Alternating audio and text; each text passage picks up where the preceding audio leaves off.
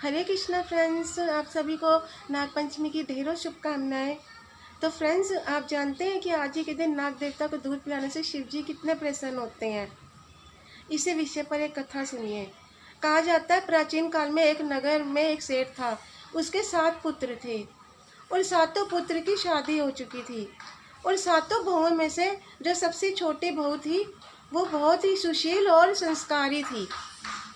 एक दिन सबसे बड़ी बहू ने अपने सभी देवरानियों से कहा कि आज घर की लिपाई करते हैं, तो चलो पीली मिट्टी लेकर आते हैं। तो सभी बहुएं मिट्टी लेने चल दी।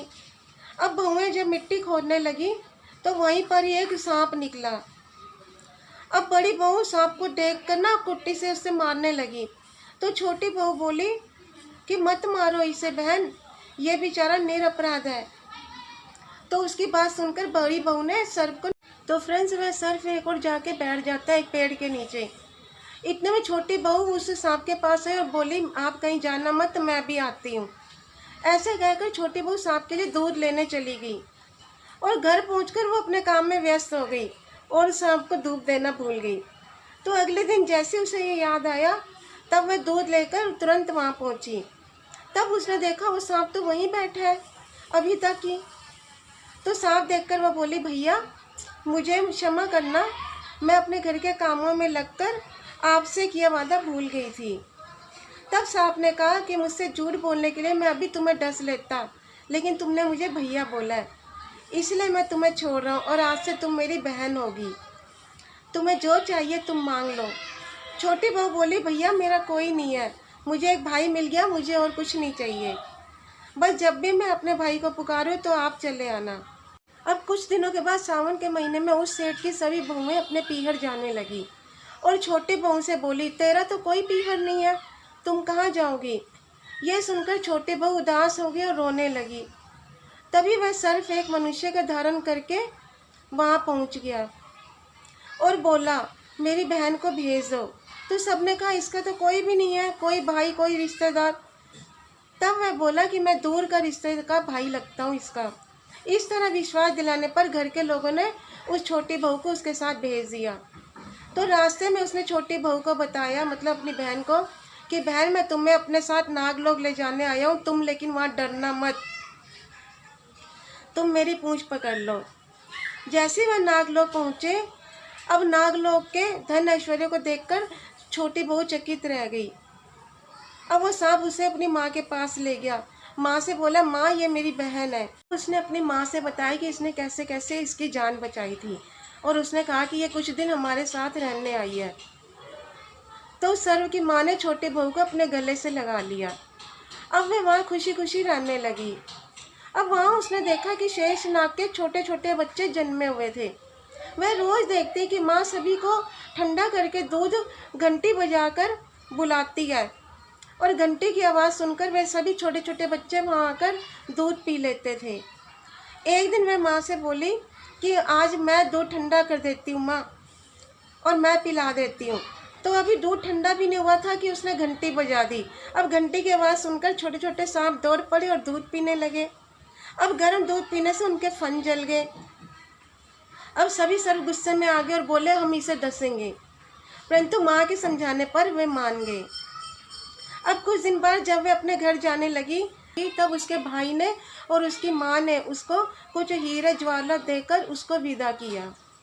अब इतनी सारी दौलत देखकर उसकी बड़ी बहू बोली कि आपको इतनी सारी दौलत दी आपके भाई ने, तो सोने की झाड़ू भी दे देता है इनको झाड़ने के लिए। तो ये सुनकर उसके भाई ने सोने की झाड़ू भी लाकर दे दी और इसकी माँ की तरफ से एक हीरे मोती जड़ा हुआ एक अद्भुत हार भी दिया।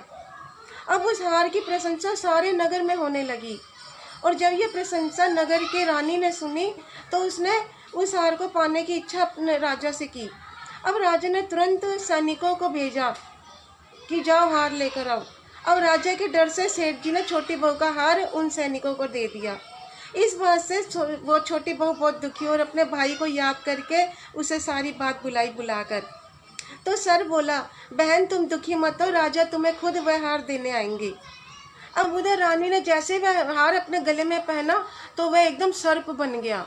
तो उसने डर के मारे हार नीचे फेंक दिया। ये देखकर राजा ने छोटी बहू को बुलाने का आदेश दिया अपने सैनिकों को। तो सेठ जी खुद आए अपनी बहू के साथ राजा के पास। अब राजा ने छोटी बहू से कहा कि तुमने ऐसा क्या काला जादू किया है। छोटी बहू ने कहा कि राजा मुझे क्षमा कीजिए, ये हार ऐसा ही है, ये हार मुझे मेरे भाई ने दिया था। इतने देर में वह नाग भी वहाँ आ जाता है। वह बोला कि ये मेरी बहन है और ये हार मैंने इसे दिया है। ये देखकर सभी ने नाग देवता के वहाँ पर प्रणाम किया, क्योंकि उस दिन नाग पंचमी की तिथि थी फ्रेंड्स। तो इसीलिए उसी दिन से नाग पंचमी का त्यौहार मनाया जाता है। और तभी से सभी स्त्रियां सर्प को अपना भाई मानकर उसे पूजा करती हैं और उसे दूध अर्पण करती हैं। तो फ्रेंड्स, अब आपसे एक खास अनाउंसमेंट। जैसा कि आप जानते हैं ना कि जन्माष्टमी आ रही है, श्री राधा अष्टमी आ रही है मतलब इतनी पवित्र तिथियाँ, मेरे ठाकुर जी का प्रकट्य दिवस। फ्रेंड्स, हमें अपने जन्मदिन की प्रतीक्षा नहीं करनी है, हमें अपने ठाकुर जी के प्रकट्य दिवस की प्रतीक्षा करनी है। तो फ्रेंड्स, क्यों ना कल से लेकर राधा अष्टमी तक हम सब कृष्ण महिमा, मेरी राधा रानी जी की महिमा, तुलसी महारानी जी की महिमा, भक्तों की महिमा सब सुने, भागवत पुराण मतलब सब सुने। कहते हैं ना, जिसकी शादी है उसी की महिमा गानी चाहिए। जैसे जो दूल्हा है, जैसे दूल्हा है उसकी, जिसकी शादी है उसी के लिए तो लेडी संगीत होता है ना, दूल्हे के लिए गाते हैं। तो फ्रेंड्स, क्यों ना हम अपने ठाकुर जी की महिमा को सुने। वैसे तो 365 दिन ही मेरे ठाकुर की हैं, तो लेकिन जन्माष्टमी आ रही तो हमारा उत्साह और बढ़ना चाहिए ना।